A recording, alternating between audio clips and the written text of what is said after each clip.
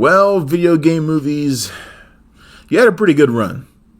We had almost forgotten that you were once the redhead stepchild of pop culture adaptations, thanks to a streak of solid to good movies that appealed to gamers and casual fans alike. But then Borderlands comes along, feeling about 10 years out of date, and like some pathetic Guardians of the Galaxy knockoff, and reminds us how awful and an extreme waste of talent they can really be. Borderlands is based on a series of open-world shooter games that have millions of fans. Look, I'm more of an Overwatch guy, but Borderlands has its charms. A roster of quirky, weird characters with big personalities, an acid trip sense of humor, and a zany Mad Max-X world of Pandora where it seems like anything can happen. Theoretically, it should make for a fun movie at bare minimum. And that's without mentioning the cast, which is phenomenal. But this derivative, loud, charmless, poorly directed, and painfully unfunny film should be game over to any hope of equal success on the big screen.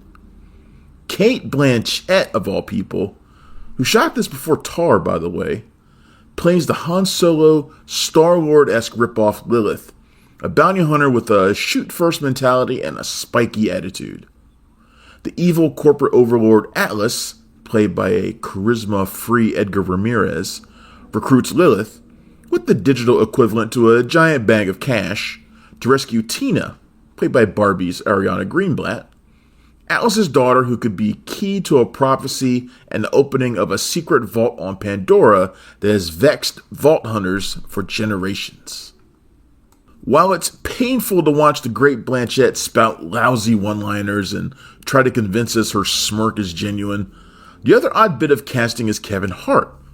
The funny man plays straight-laced soldier Roland, who in the film's opening moments we see breaking Tina out of prison in a series of bland shootouts with Atlas goons. Joining Roland in the breakout is Krieg, played by boxer and Creed actor Florian Munteanu, a bruising psychopath who instantly becomes the team bruiser, or the Drax equivalent. Actually, almost every character has a Guardians equivalent, which is why it feels so stale and redundant right off the bat. What passes for action kicks off when Lilith arrives on Pandora, where you might get attacked by giant monsters or whisked away by a Vault Hunter tour bus the next. Jack Black voices Claptrap, a motor mouth robot who is meant to be funny but is really annoying in the games and even worse in the movie. The best part about Claptrap is that Borderlands is so damn loud that most of his horrible jokes get drowned out anyway.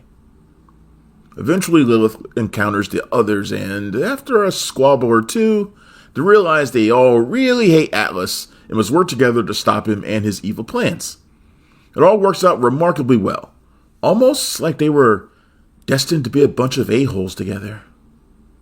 Another Oscar winner, Jamie Lee Curtis, at least seems to be having a good time as Dr. Patricia Tannis, Tina's foster mom.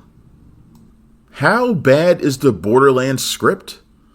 Well, Craig Mazin, the writer of HBO's Chernobyl and its amazing The Last of Us video game series, took his name off the movie after it was given a rewrite by Roth and Joe Crombie.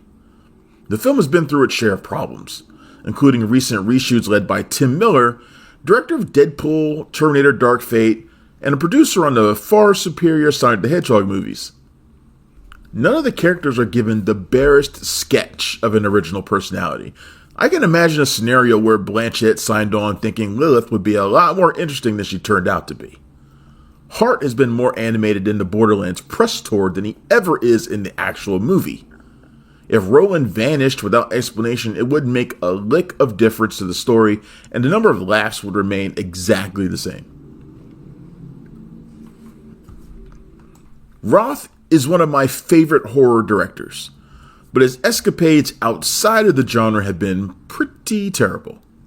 He had to exit Borderlands reshoots in order to finish up Thanksgiving, and thank goodness he did, because that film rocks and this one stinks. He can find cool ways to shoot a decapitation every day of the week, but his handling of wide-scale action is amateurish. The choreography is repetitive and shot without any sense of direction whatsoever. It's a shame, too, because Blanchett's Lilith actually looks really cool. Kind of like a cross between Black Widow and Lara Croft.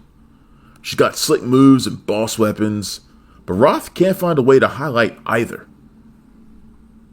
The video game franchise is one that perpetuated the loot box craze that eventually drew backlash from gamers.